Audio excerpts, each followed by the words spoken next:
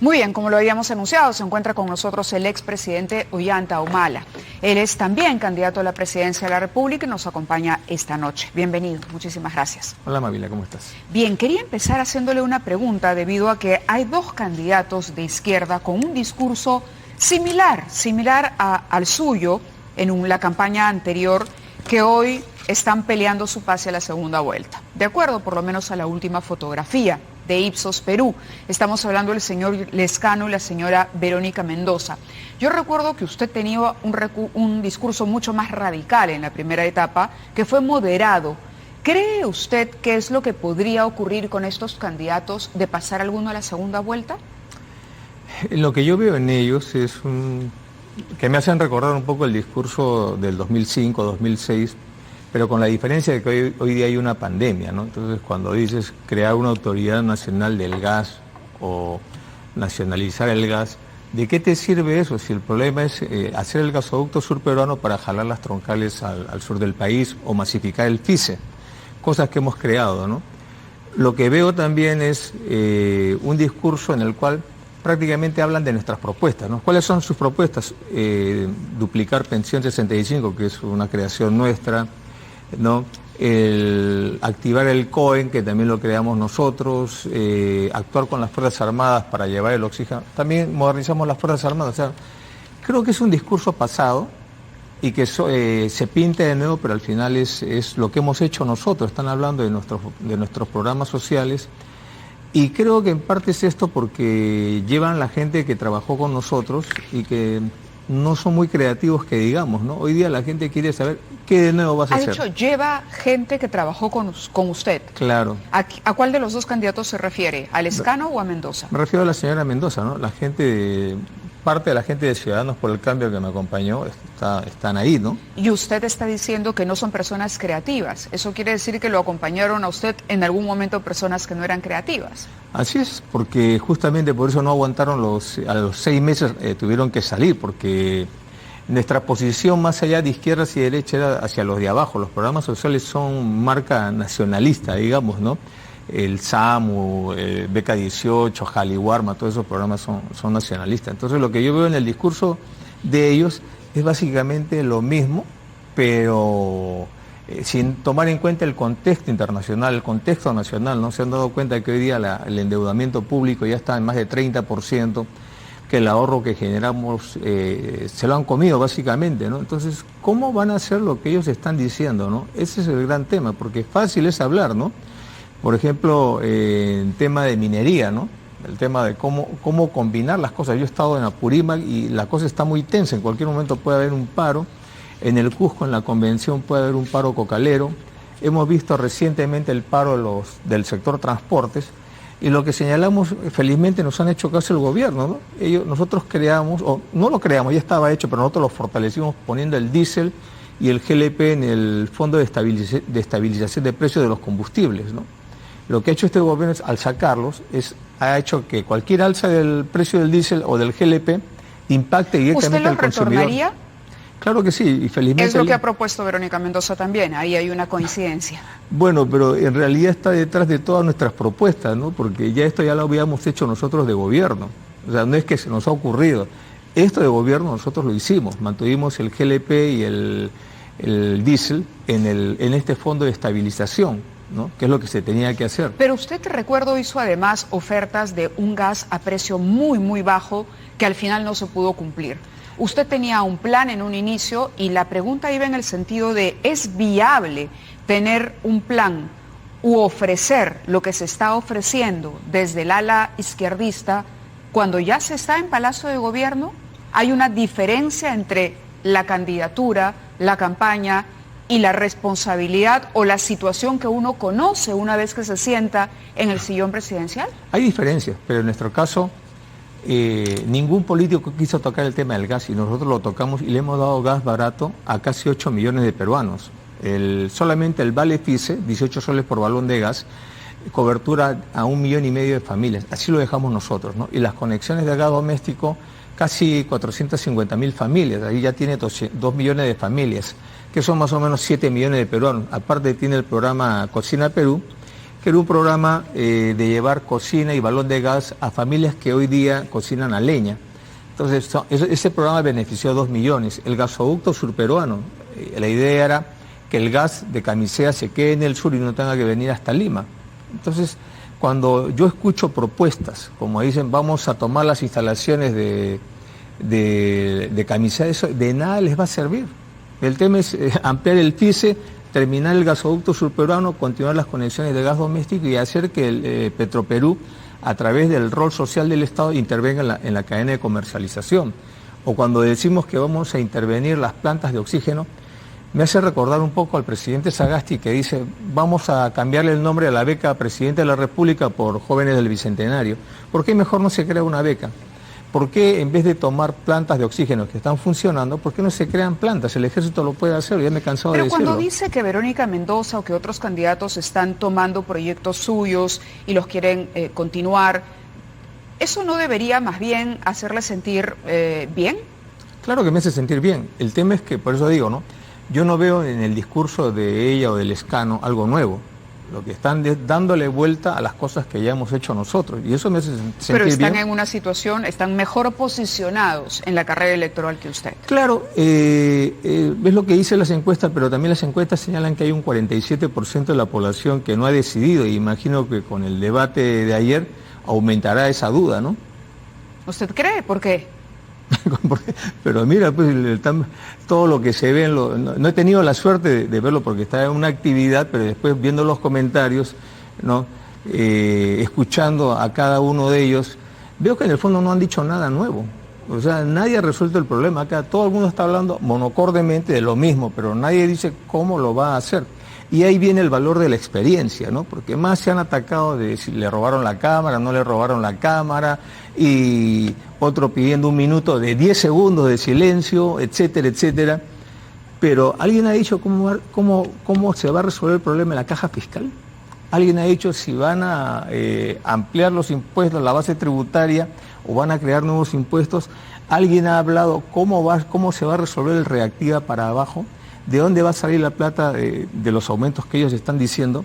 Entonces, el problema es que hablan, como se dice, porque en estos momentos todo el mundo es un carnaval. Es más, si tú te paseas por Lima, da la impresión que le están sacando la vuelta a la ley de financiamiento, porque es una serie de propagandas que no se esperaba en una ley de financiamiento de partidos que debió haberse sido una campaña más franciscana, ¿no? Y están desconectados de lo que la gente quiere, ¿no? La gente quiere ahorita su oxígeno. Y en estos momentos no hay oxígeno. Se ha parado el aumento de muertes producto del COVID, pero siguen los hospitales saturados.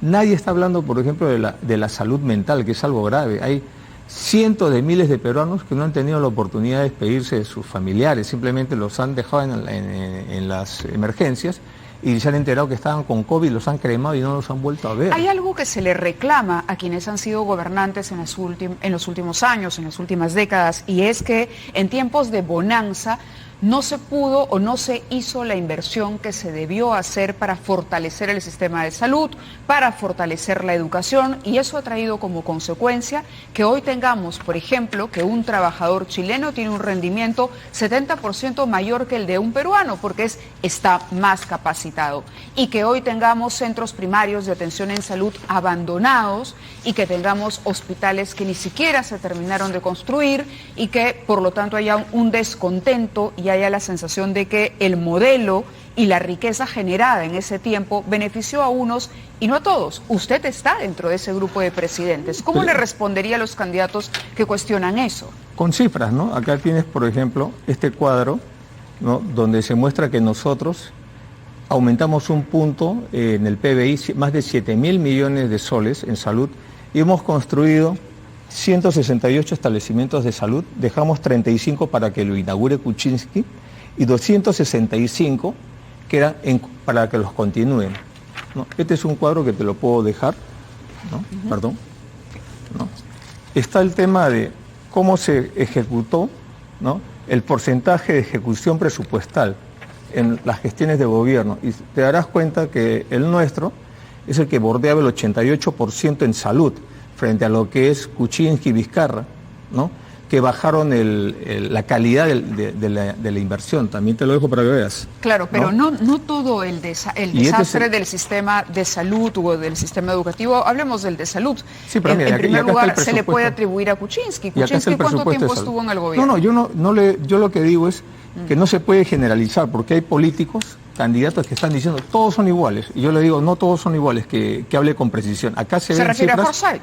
Los que hayan dicho lo mismo, ¿no? Porque el nuevo siempre trata de decir que todos los políticos son iguales y nosotros no somos iguales. Acá estamos demostrando cómo subimos el presupuesto de salud y cómo cayó en la época de Kuczynski y Vizcarra, te lo dejo, ¿no?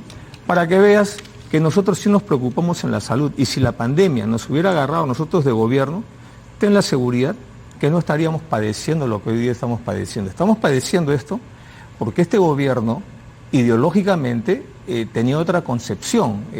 La apuesta que hicimos nosotros... Cuando dice este gobierno, ¿cuál de todos se refiere? Son todos estos gobiernos, porque hay tantos presidentes como ministros, ¿no? Lo que yo hablo como gobierno, como quinquenio, es un quinquenio que nos ha llevado a un retroceso, porque si ves en cifras de inversión en salud, nosotros elevamos a 3.3, de 2.3 a 3.3 el presupuesto de salud del PBI, estamos hablando más de 24.000 millones de soles. Estos lo bajaron sin mayor razón a 2.5, 2.6, lo que refleja ahí, o sea, menos de 20.000 millones de soles, y nos vino la pandemia. Y lo primero que han hecho es decir, la culpa es que tenemos un problema estructural en salud. Sí, tenemos un problema estructural en salud, en educación, en infraestructura, pero no todos tienen la misma culpa, entonces acá hay que ser justos, ¿no? Por eso yo digo, a nosotros que nos evalúen, ¿no? A mí me da gusto que ninguno de estos candidatos sale de lo que hemos hecho nosotros. Nos acusan de todo, pero al final todos están yendo por la senda que nosotros hemos marcado. Pero hay propuestas a las que usted, hay ideas o proyectos a los que usted tuvo que renunciar también, porque hubo, como le repito, una adecuación para ganar la segunda vuelta, ¿no? De la gran transformación a la hoja de ruta. La pregunta es, y el temor que hay en un gran sector de la población es, si llegara un candidato de izquierda al gobierno en esta oportunidad, el temor, por ejemplo, de cambiar por completo el modelo, de que la gran empresa se vea perjudicada, de que las inversiones se vayan del país y de que se trata de imponer un modelo o como el boliviano o como en el venezolano en el peor de los casos. Usted era un candidato de izquierda, pero que tuvo que hacer un retroceso y una reevaluación de lo que era viable y de lo que no. ¿Cómo fue ese proceso? A eso voy. Cuando escucha a Verónica Mendoza y cuando escucha a Johnny Lezcano, ¿piensa que ellos tendrían que cambiar o que no van a poder cumplir lo que están ofreciendo, más allá de que se copien de sus proyectos? Yo lo que tendría que hablar es primero que yo no soy un candidato de izquierda, yo soy un candidato nacionalista y que fui el motor de la campaña y llevamos a la izquierda, grupos de izquierda, porque también hubieron partidos de izquierda que postularon, y esos grupos de izquierda que llevamos no se acostumbraron a hacer gobierno, no se adaptaron a hacer gobierno, y en la primera salieron del partido, del gobierno, y se pusieron y lo consideraron un traidor. De la oposición. Sí, pero en todo caso los que traicionaron fueron ellos, porque al final el juramento es sobre la hoja de ruta, ¿no? Porque el plan de gobierno tenía una serie de fisuras, pero hicimos una gran transformación que ni ellos mismos comprendieron, ¿no? Y el tema es, de la gran transformación que hicimos, es que hasta ese momento el modelo económico, el actual, planteaba que la reducción de pobreza se hace en base al crecimiento económico, o sea, crecer para incluir. Y nosotros invertimos esa figura y creamos una estrategia de incluir para crecer, construimos una política social, el MIDIS, un ministerio, y más de 30 programas sociales, muchos de ellos con calificación internacional ISO 9001, cosa que ellos no comprendieron. Y la segunda gran transformación que hicimos en esa misma línea fue que, a diferencia de otros países donde han aplicado modelos redistributivos, tuvieron como consecuencia la fractura de la macroeconomía, del equilibrio macroeconómico, y destruyeron muchas veces la economía de sus países, llegando a unas crisis tremendas, acá nomás en Latinoamérica, inclusive en Ecuador tuvieron que abandonar su moneda, el sucre, y entrar al dólar. En el Perú no, en el Perú hicimos esta transformación social, reduciendo la brecha de la desigualdad, sacando 1,5 millones de peruanos de la pobreza, creando 1 millón de empleos, ¿no? Creciendo económicamente a ritmo de 4.2% durante los 5 años, a pesar de la crisis del 2014, cuando América comenzó a retroceder, elevando el salario mínimo vital de 600 a 850 y dejándole a este gobierno 14.200 millones de dólares de ahorro, ¿no? Pero habiendo creado 30 programas sociales, habiendo creado obras de infraestructura, como la línea 2 del metro, el gasoducto surperuano, Talara, la longitudinal de las sierras, colegios de alto rendimiento, más de 100.000 becas, etcétera. Y además hicimos reforma de salud, que es la que estás viendo cuánto se invirtió en salud, reforma educativa, que también elevamos de 2.9% a 4% del Producto Bruto Interno, y que nos permitió a nosotros, ¿no?, unificar la carrera magisterial, darle un aumento de 60-65% al personal de la educación y también al personal de la salud, ¿no? Y construir escuelas, ¿no? Construir programas sociales también como, por ejemplo, el seguro oncológico, el Plan Esperanza. Tenemos y con que todo ir a... eso, ¿no?, dejamos una economía saneada. Son dos temas importantes de una gran transformación que estos grupos de izquierda no lo entendieron. De acuerdo, vamos a ir a una pausa y continuamos conversando con el expresidente Ollanta Humala.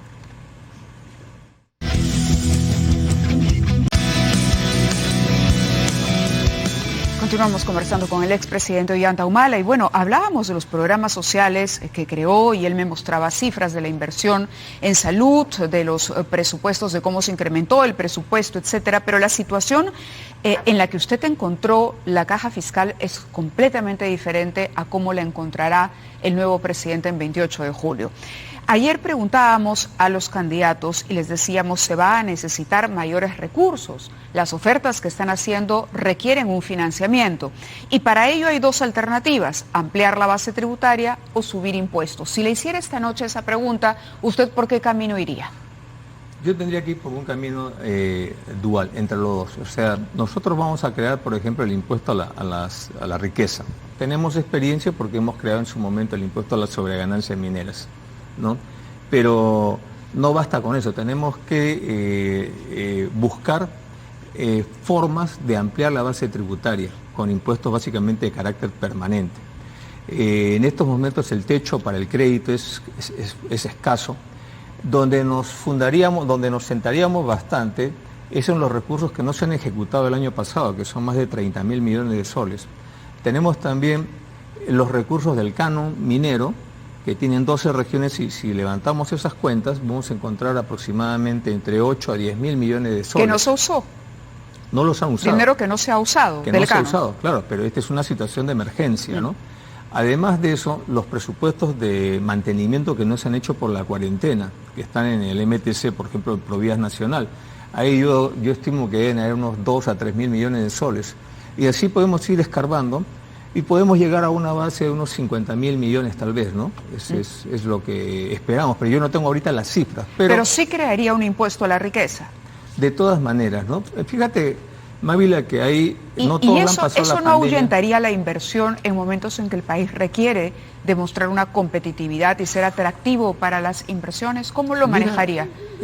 Cuando creamos el impuesto a las sobreganancias mineras, ¿no?, también nos dijeron lo mismo, que esto podía ahuyentar a las empresas mineras.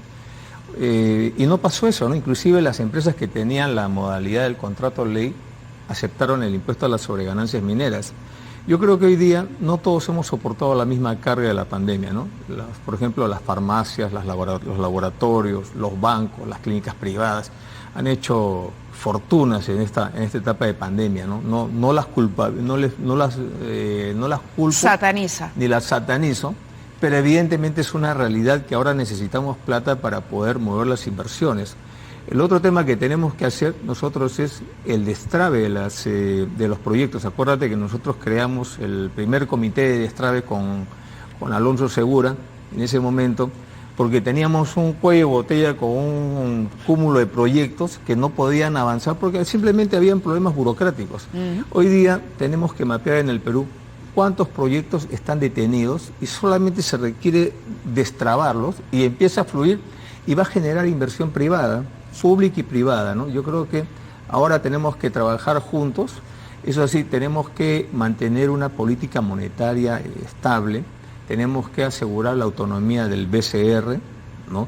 Porque eso es lo que nos va a dar a nosotros tranquilidad y nos va a dar una confianza en la comunidad internacional de que estamos pasando dificultades, pero que vamos a salir porque estamos respetando las bases, ¿no?, macroeconómicas que nos han dado durante 20 años, nos han dado un crecimiento y estabilidad. Hay una coincidencia adicional con la candidata Mendoza. Usted se ha referido a Tía María como un proyecto inviable, y ella también. Ella ha dicho que si la comunidad o las personas que viven alrededor de este proyecto finalmente no están de acuerdo, ella ha firmado un documento comprometiéndose a que ese proyecto no irá. ¿Para usted también es inviable? Es inviable en estos momentos porque por el costo que ya hemos visto, pero además porque para este tipo de proyectos también se requiere una mesa donde todos actúen de manera transparente, ¿no? En nuestro gobierno nosotros siempre hemos apoyado la posición de los gobiernos regionales, ¿no? Pero lo que hemos visto es el doble discurso, ¿no?, donde habían pues dirigentes del Valle de Tambo que estaban recibiendo coimas de la empresa, ¿no?, Pepe Julio y sus lentejas. Y por otro lado la empresa que estaba tratando con el gobierno regional, pero por debajo de la mesa estaba tratando con los dirigentes. Entonces no eran las condiciones adecuadas, éticas ni moralmente aceptables como para hablar de un proyecto de esta naturaleza. O sea, tan culpables son los dirigentes que se dejaron coimear, no digo todos, pero por lo menos este señor, como también la empresa que, digamos, se aparta de una mesa de trabajo transparente, legítima, y se va por el lado de la coima. Entonces eso pues lo anula moralmente a la empresa, ¿no? Ese es básicamente el problema que hay ahora. Pero ahí sí coincide con Verónica Mendoza, quien además le ha dicho que es una mala copia de sus inicios. Yo creo que acá la diferencia, todos podemos hablar lo mismo, en el debate habrás escuchado lo mismo. ¿Qué te han dicho de, por ejemplo, la pandemia, ¿no? Vacunas, oxígeno y soporte o fortalecimiento. No, pero me refiero a lo que usted le dijo sobre Verónica Mendoza al zanjar una diferencia. Ha dicho, veo una mala copia de las propuestas que marcaron mi debut. Sí, sí. Es una tránsfuga. Y cuando le escucho hablar, veo una mala copia de mis discursos del año 2005. Bueno, pero es evidente, ¿no? Acá la diferencia es la experiencia de gobierno. Una cosa es hablar y otra cosa es decir las cosas con experiencia, pero además en el caso ¿y por qué no darle la oportunidad de una evolución a la señora Mendoza como la tuvo usted? No, yo no soy el elector, yo estoy postulando a la presidencia, ¿no? Simplemente digo lo que hay, entonces yo tengo que criticar también lo que yo veo de los candidatos, ¿no? Entonces lo que he dicho no es mentira, es la verdad y siempre lo he dicho. Además, tiene el problema de que su discurso en el tema de anticorrupción y en el tema de derechos humanos es un poco débil, o es débil, porque en realidad está yendo con el Partido Humanista, ¿no?, cuyo líder está investigado por supuestamente haber recibido coimas de Odebrecht, y además también fue el premier de García en el Baguazo. Entonces, yo creo que lo mejor, si tú te consideras purista, ¿no?, es construir tu partido. Y no estar yendo de un partido a otro partido, porque ya cuántos partidos están pasando, ¿no? Entonces, el problema es más grave todavía, Mávila, porque no solamente ella, ¿no? El problema es que hoy día hay 19 candidatos y muchos están yendo sin tener ninguna experiencia de gobierno o ninguna experiencia de vida partidaria y con partidos prestados, como un coche de segunda que lo han pintado y le han cambiado el nombre. Entonces, eso es una estafa a la gente, ¿no? Hablar, cualquiera puede hablar las cosas. En el caso de nosotros tenemos experiencia de gobierno y nos pueden evaluar por lo que hemos hecho. Ayer he estado en Lurín y ahí está el MUNA. Ese museo de antropología lo creamos nosotros, pero este gobierno no puede terminarlo. Has hablado del balón de gas. ¿Qué político asumió este tema? Nosotros lo asumimos y cumplimos en gran parte la promesa. Llegamos a 8 millones el gas barato. Pero no a la cifra de lo que costaría el balón. Y usted tiene que reconocer que ahí tuvo que decir, bueno, sí, en efecto hay cosas que ofrecí y que son inviables. Pero una conexión de gas es el equivalente a 8 soles el balón de gas o 9 soles. Pero no vamos a entrar a eso. El tema es que tiene que haber continuidad. En una democracia tiene que haber continuidad. Y este gobierno le ha fallado al país. Claro, me echan la culpa a mí, pero es el gobierno el que no lo hizo. Te doy un ejemplo. Cuando García inauguró, por ejemplo, el Estadio Nacional, el Gran Teatro o el Instituto Nacional del Niño, ¿estaban terminados? No estaban terminados. La misma prensa lo cubrió, que el estadio por dentro estaba hecho un muladar, no estaba terminado. La estatua de Lolo Fernández que estaba por ahí botada, ¿no? El hospital el Instituto Nacional del Niño le habían puesto paredes de triple A. Si yo hubiera sido perverso, lo hubiera dejado así porque ya está inaugurado. Pero no, lo terminamos y respetamos su placa. Muy bien. Eso es dar continuidad a las cosas. En este gobierno el problema es que no ha continuado nada. Y algo más, aconsejarle al presidente Sagasti, ¿no? Que ya el término presidente provisional, de emergencia, transitorio, son tonterías. En estos momentos la gente se está muriendo. Acá o es presidente o no es presidente. Y si es presidente, que actúe como tal. Y que no se envuelva en estos temas de lo que dice la canciller. En eso nos estamos metiendo, esos líos domésticos, cuando en el país están pasando cosas mucho más graves. Bueno, le agradezco su presencia aquí. Había varios temas todavía por abordar, pero el tiempo es, siempre lo decimos, tirano en televisión. Igual le agradezco su presencia, expresidente Humala. Muchas gracias. Encantado, Mávila, gracias. Gracias. Hacemos nosotros una pausa y